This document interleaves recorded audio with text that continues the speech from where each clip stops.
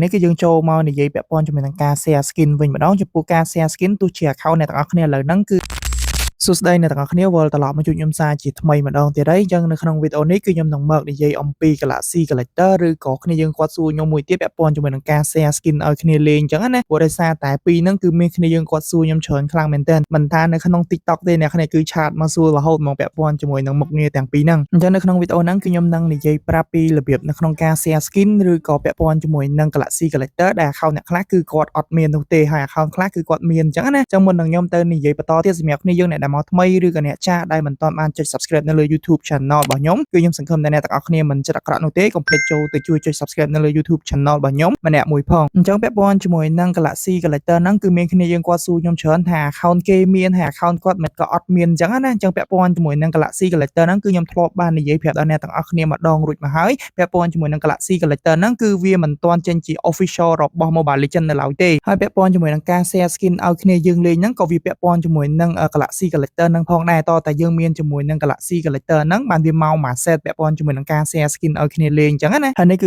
ជាការនិយាយគ្នាពាក់ព័ន្ធជាមួយនឹង customer service របស់ Mobile Legends ដែលខ្ញុំបានដាក់ស្នើទៅខាងគេសួរពីមូលហេតុពាក់ព័ន្ធជាមួយនឹង Galaxy Collector ហ្នឹងថាហេតុអីបាន account គេមានហើយ account ខ្ញុំមិនក៏អត់មានអីអញ្ចឹងណាអញ្ចឹងគេក៏បានឆ្លើយតបជាមួយយើងដែរអ្នកគ្នាពាក់ព័ន្ធជាមួយនឹង Galaxy Collector ហ្នឹងគឺមិនទាន់ចេញជា official របស់ Mobile Legends នៅឡើយទេគឺវានៅជាលក្ខណៈ beta អ្នកទាំងអស់គ្នាហើយចំពោះលក្ខណៈ beta ហ្នឹងគឺដូចអ្វីដែលអ្នកទាំងអស់គ្នាបានសួរមកខ្ញុំអញ្ចឹងថា account គេមានហេតុអីបាន account ខ្ញុំអត់មានអាហ្នឹងហើយគឺជាលក្ខណៈ beta អ្នកទាំងអស់គ្នាបើយើងនិយាយភាសាមួយឲ្យកាន់តែងាយស្រួលទៀតគឺគេតេស្តឬក៏គេសាកល្បងឲ្យយើងប្រើប្រាស់អញ្ចឹងណាប៉ុន្តែมันមានគ្រប់ account នោះទេហើយពាក់ព័ន្ធជាមួយនឹង Galaxy Collector ហ្នឹងក៏ខ្ញុំបានដាក់ស្នើទៅខាង Mobile Legends ដែរថាខ្ញុំចង់តេស្តជាមួយនឹងមុខងារហ្នឹងដែរអញ្ចឹងហើយខាងគេក៏បាននិយាយដែរអ្នកគ្នាពាក់ព័ន្ធជាមួយនឹងមុខងារហ្នឹងគឺគេអាច select ដោយដៃបានទេគឺ system គេជាអ្នកចាប់ទាំងអស់អញ្ចឹងណាអញ្ចឹង account អ្នកដែលគាត់មានជាមួយនឹង Galaxy Collector ហ្នឹងគឺជាភាពចៃដន្យឯអ្នកគ្នាដែលខាង Mobile Legends គឺគេជ្រើសរើសឲ្យ account ហ្នឹងទៅធ្វើការតេស្តជាមួយនឹងមុខងារថ្មីហ្នឹងអញ្ចឹងណាតែបើយើងចង់ស្នើចង់សាកល្បងក៏យើងអាចស្នើបានដែរហើយមួយទៀតពាក់ព័ន្ធជា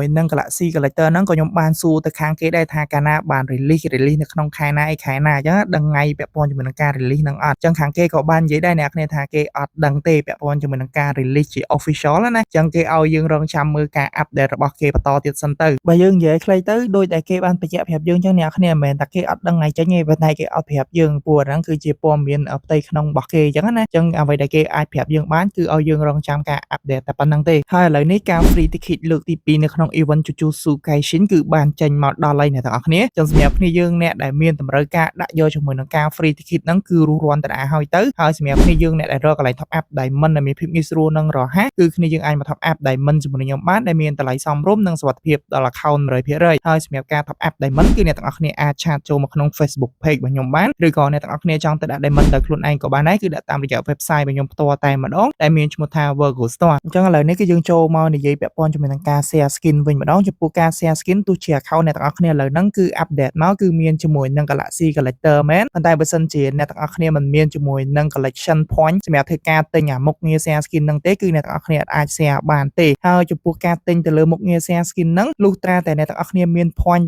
ចាប់ពី Mega Collector V រហូតដល់ World Collector បានអ្នកទាំងអស់គ្នាអាចមានសិទ្ធិទិញបានអញ្ចឹងណាទោះជាអ្នកទាំងអស់គ្នាមាន coin collection ក៏ដោយបើសិនជាអ្នកទាំងអស់គ្នាមិនទាន់មកដល់កន្លែង Mega Collector V ឬក៏ World Collector ទេគឺអ្នកទាំងអស់គ្នាអាចទិញជាមួយនឹងមុខងារហ្នឹងដើម្បី share skin ឲ្យគ្នាលេងបាននោះទេជាក់ស្ដែងដោយ account ដែលខ្ញុំកំពុងតែបង្ហាញដល់អ្នកទាំងអស់គ្នាហ្នឹងគឺនៅត្រឹមតែ Excellent Collector ទេដល់ពេលអញ្ចឹងទៅទោះជាមាន coin ក៏អត់អាចទិញបានដែរអ្នកគ្នាអញ្ចឹងនៅពេលដែលអ្នកទាំងអស់គ្នាមកដល់ Mega Collector V ឬក៏ World Collector ហ្នឹងគឺអ្នកទាំងអស់គ្នាអាចទិញបានហើយចំពោះមុខងារផ្សេងៗនៅខាងលើហ្នឹងគឺខ្ញុំអត់និយាយទេអ្នកគ្នាពួកខ្ញុំបដោតតែលើ Galaxy Collector ជាមួយនឹងការ share skin ហ្នឹងតែប៉ុណ្ណោះហើយនៅពេលដែលអ្នកទាំងអស់គ្នាទិញគឺអ្នកទាំងអស់គ្នាអាច share skin បានហើយអ្នកគ្នាហើយចំពោះការ share skin ហ្នឹងគឺអត់មានអីពិបាកទេនៅពេលដែលអ្នកទាំងអស់គ្នាទិញរួចរាល់ដូចជាមួយនឹងរូបភាពដែលខ្ញុំដាក់ឲ្យអ្នកទាំងអស់គ្នាបានឃើញអញ្ចឹងគឺយើងអាចគប់ជាមួយនឹង skin ដែលយើងចង់ផ្ញើទៅឲ្យអ្នកណាលេងក៏បានដែរតែគ្រាន់តែអ្នកទាំងអស់គ្នាចុចសញ្ញា share ហ្នឹងទៅហើយបញ្ជូនទៅលើដៃគូរបស់យើងអ្នកណាម្នាក់ក៏បានដែរឲ្យតែយើងចង់ share ឲ្យទៅគ្រាន់តែចុចទៅលើហ្នឹងទៅគឺវានឹងទៅដូចជាមួយនឹងក្នុងរូបភាពដែលខ្ញុំបានដាក់ឲ្យអ្នកទាំងអស់គ្នាបានឃើញហ្នឹងអញ្ចឹងពាក់ព័ន្ធ ន់ជាមួយនឹង Galaxy Collector ជាមួយនឹងការ share skin ហ្នឹងគឺមានតែប៉ុណ្្នឹងទេតែបើសិនជាអ្នកទាំងអស់គ្នាចង់ដឹងលម្អិតពាក់ព័ន្ធជាមួយនឹងមុខងារហ្នឹងគឺអ្នកទាំងអស់គ្នាអាចទៅមើល